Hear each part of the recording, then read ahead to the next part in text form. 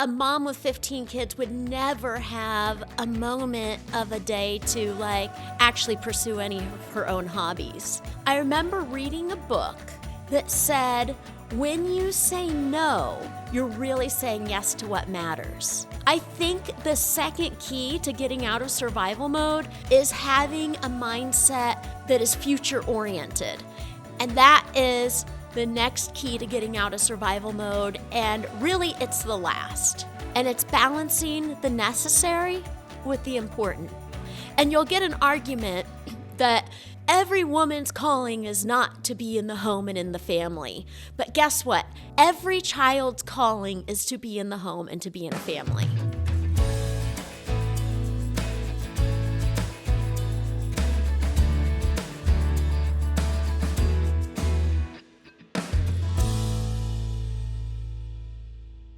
When I tell people that I have 15 kids, a lot of people imagine that my life must be chaos, and I must be a chicken running around with my head cut off at all times with no free time, no time to focus on myself, my own needs, no time to brush my teeth, shower, brush my hair, and certainly a mom with 15 kids would never have a moment of a day to actually pursue any of her own hobbies, because people think, well, I have 2 kids and my life is absolutely consumed with chaos.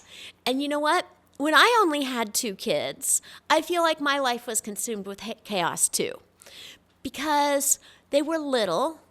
And by the time I had 2 toddlers, I was expecting a third. And there were times when life was just crazy and everything was new and everything was intense. You know, back when you have 2 kids and 1 on the way, and, I was a stay-at-home mom, wasn't even homeschooling yet. I had a garden and was taking care of my house and my babies.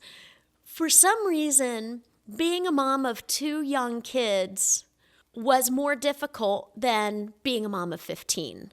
So how is it even possible that when I was a mom of 9 with 1 on the way, that I had time to publish 12 books? How is it even possible that I had time to go visit an orphanage and do art and music therapy 2 times a week with 70 different kids? Not 70 times 2, but I had 70 kids and I was doing therapy at an orphanage several days a week. And I had 10 kids at home. And how is it possible that I have time to pursue my own hobbies and read 40 or 50 books a year? I almost think, am I super selfish because I have all these kids and yet I still spend time doing all these things I love? No, I know how to balance family, work, and self-care with a little bit of adventure and hobbies. I've figured out how to do it, and it doesn't matter how much you have going on in your life, you can find balance. And the key is to put first things first and to not be driven by all these urgent demands on your life, and to not be driven by other people's ideas of who you should be and what you should be doing and what your life should look like. And so when I began to think about what kind of life I wanted to live, I remember reading a book that said, when you say no, you're really saying yes to what matters. And so one of the first things in really getting control of my life and really creating the life I wanted to live was learning how to say no.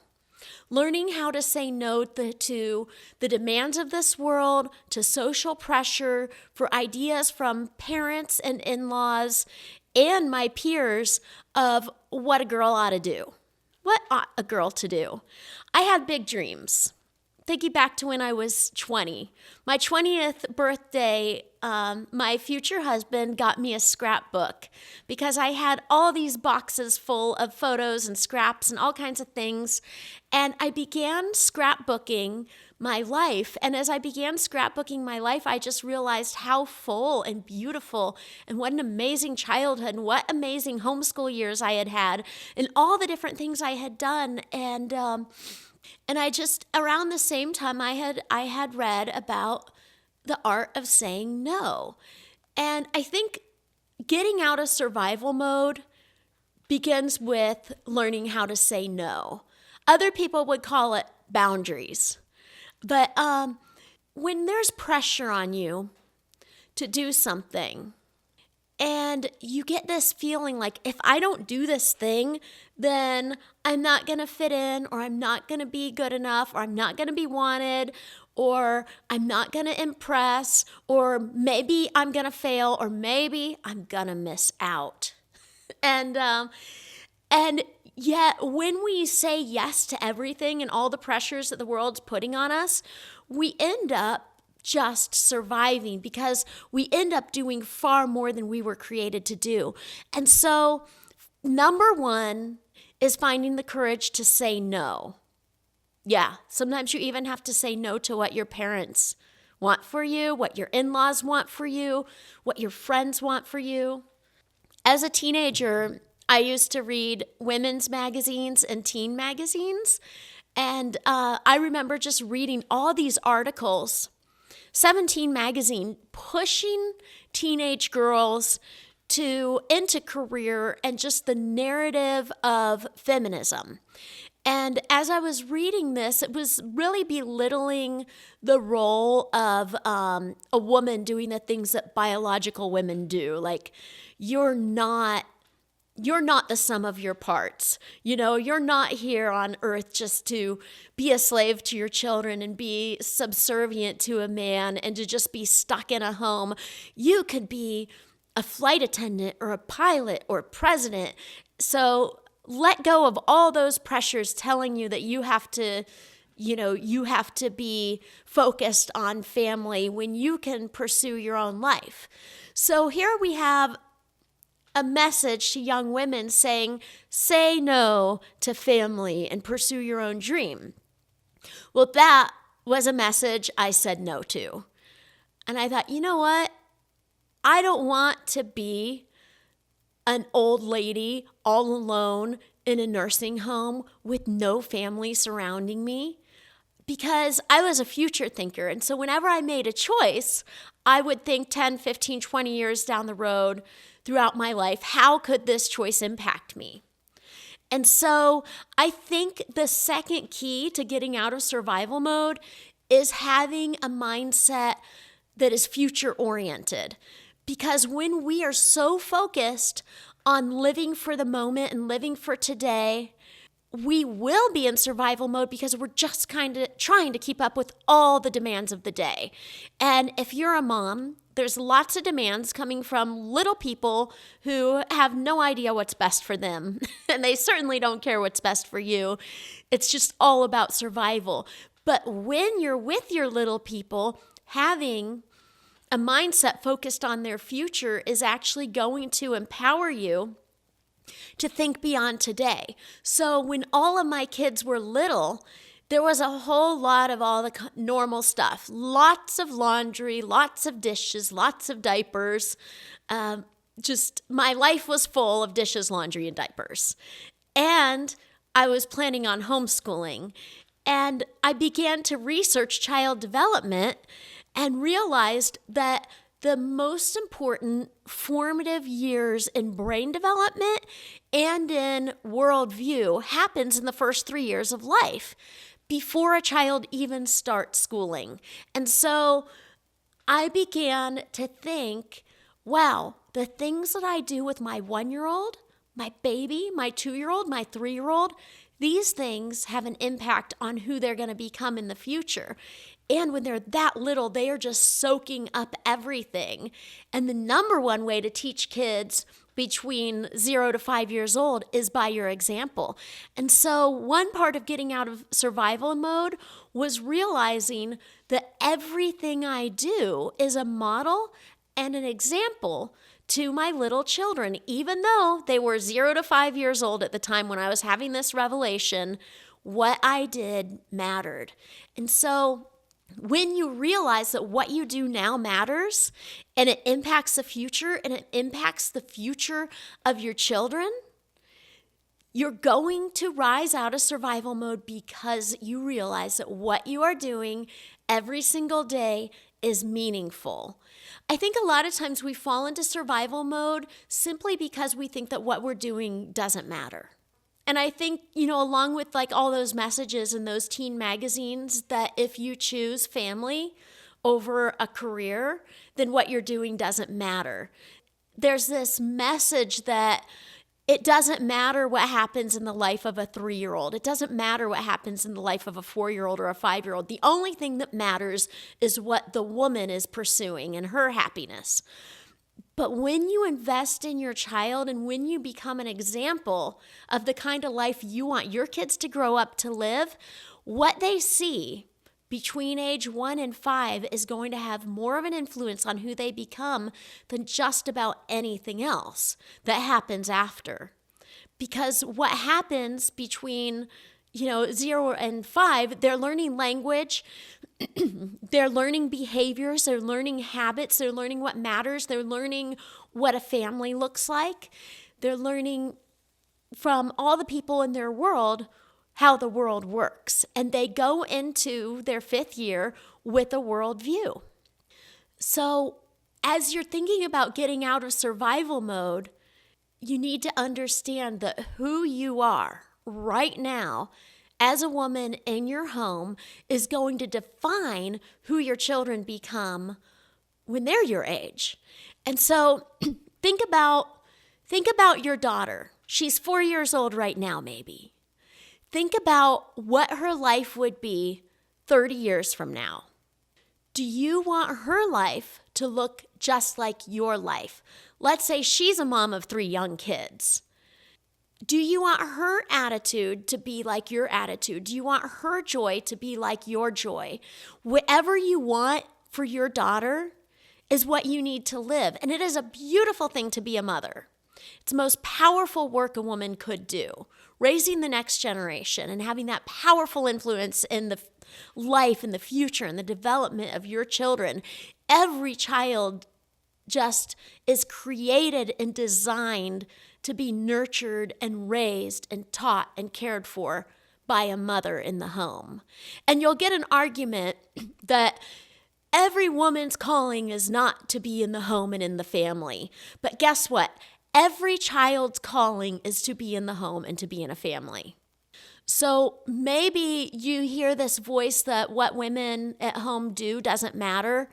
Children who are in a home with a mother and a dad who love each other, who are making the home life and the family life a priority, are the people who thrive. They're the ones who succeed.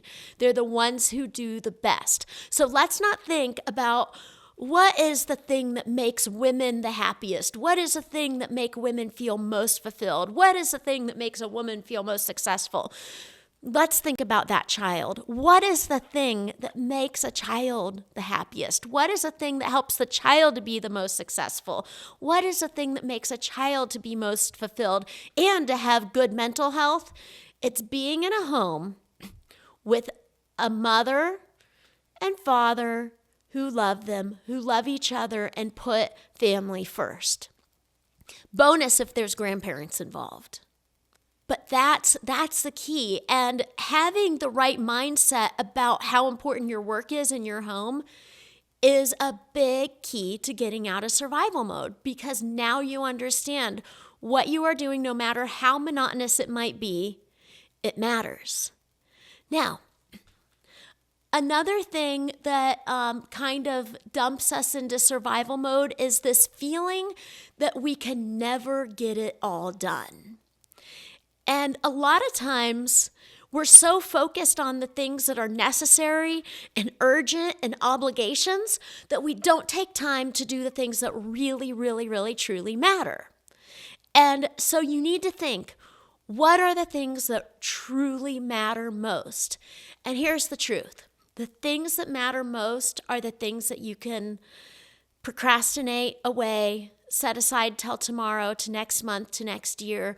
And a lot of times the things that matter the most don't get the attention they need. And then neglecting the things that matter the most are the reason why you are in survival mode. It's the reason why you have a bad relationship with your kids. It's the reason why your marriage is struggling, because your life was so focused on all these urgent things that didn't matter when you really needed to prioritize the things that truly matter. So how do you balance the things that matter when you have so many demands on your life every single day? And so as a mom with tons of kids, homeschooling and trying to educate all my different kids on their level, trying to give them each a custom education that revolved around their passions while pursuing just a beautiful marriage, adventure, missions, and owning a publishing company, and serving on town council and the Main Street organization and volunteering outside the home and teaching classes in the home, doing so many different things. How is it possible that I was able, when I had a house full of kids and tons of responsibilities, to find time for things that really mattered to me?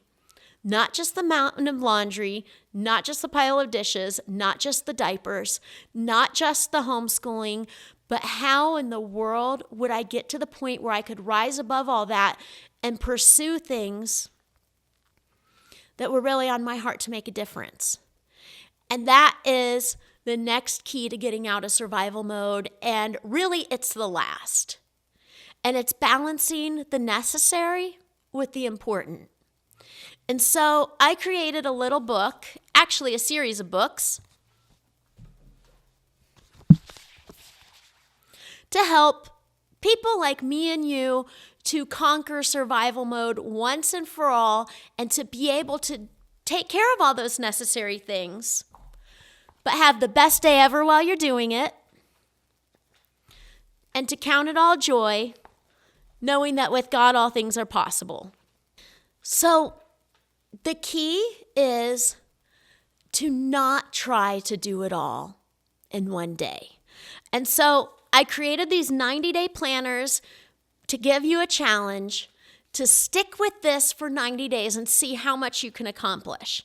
And here's the key. You can't do it all, but you can do a lot. You have big dreams, and your life is so demanding. Maybe you wonder how you will ever accomplish anything important. So here's the plan. Do 4 important things every day for just 90 days. But not just 4 important things. On day 1, beginning of your day, or maybe before you go to bed, you're going to write down 4 things that are really important to you. And often these important things only take 5 minutes to get done. But if you don't prioritize them, they're not going to happen, okay? Schedule lunch with your mom. Write a card to your grandma. They're not going to be around forever. Take your daughter on a special time. Teach your son a skill. 4 important things. And then on day 2, choose 4 necessary things that you can accomplish today. And necessary things are, make sure my child knows how to floss their teeth. Now, it's important, but it's also necessary. Going shopping, that's necessary. Doing some bills, making sure the taxes are happening, getting the kid new shoes. These are all necessary things. But are they super, super important? They're necessary, and they become important if you neglect them. But a lot of times it's these necessary things that really fill up your life to the point where you don't have time for the important. If you do 4 important things every day, and I'm talking about the important things that might only take you 5 to 15 minutes. Start with those important things that are only going to take you 5 to 15 minutes a day each. And then on the next day, the necessary. What you're going to find is that after 90 days, you have just completed almost 200 important little actions that you didn't have time for before. And what did you sacrifice? Nothing. You have sacrificed nothing because all you're doing is spending 5 minutes putting a stamp on a letter and sending it to your grandmother. Or you made that phone call that you really needed to make. Or you maybe launched a new hobby. Or maybe you started a new little business. There's so many different things that are important that we'll never have time for if all we're doing is focusing on those urgent and necessary things. So let's rewind. Number 1, you need to say no to the things that are irrelevant, the things that you would do just because somebody else is putting pressure on you to do it, the things that are unnecessary. Those things can go. You're going to free up so much time. Also, how many hours a day do you spend on your screen and on your TV or on your social media? You would have an unbelievable amount of free time for your hobbies, for your pursuits, and for things that are important if you would just stop that. Go ahead. Look at your phone. Look at your screen time. If you have less than an hour of screen time today, send me a screenshot and I will send you one of these books for free, okay? The first 5 people who comment and say, I had less than an hour of screen time yesterday, you win, okay? Because if you want to find an hour in your day to do something important, you can. Put down your phone and turn off your TV and do something important. Why are you on your phone all the time? Why are you watching brainless TV? Because you're bored? Because you don't have enough to do? No, that's not true. You have so many things you need to do that you haven't done. It's just kind of a default mode. It's kind of I deserve to relax. I deserve to be entertained. Oh, I'm tired. And then you just get in this habit. This is one of the things you need to say no to. Say no to wasting your hours on pointless things. You know, how much better would it be to spend 15 minutes in meaningful conversation than an hour on social media? Meaningful conversation with your child or your loved one in person versus 1 hour making comments on the chatter group in your hometown. You want to make an impact in your family, spend time having meaningful conversations. So say no. Say no to the things that are irrelevant to the beautiful life that you want to live. And then you just have to put first things first and make time. You have to make time for the things that are important. And if you can just switch back and forth between a day focusing on 4 important things and a day focusing on 4 necessary things, you will still have time for an hour of screen time. Because here's the thing. So many women, they look at my life and say, how can you have time for all the things that you do? Well, I have 16 hours a day. I'm awake 16 hours a day. You probably are too. And if you have babies, you're up more than that. But in 16 hours a day, I could spend 2 hours on screen time and still have 14 hours. I could spend 4 hours homeschooling my kids and still have 10 hours left. I could spend 2 hours working on my home-based business and still have 8 hours left. Enough to have a full-time job. Throw in 2 hours of making meals and doing house cleaning, 6 hours left. I have time for a date night.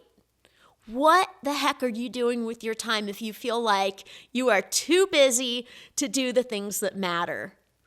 Carve out 45 minutes of your day, and I promise you, you will have 15 hours and 15 minutes left to do whatever you want, whatever you must, and whatever is necessary.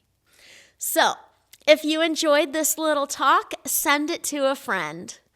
Make sure you give us a like or a thumbs up and do the subscribe thing.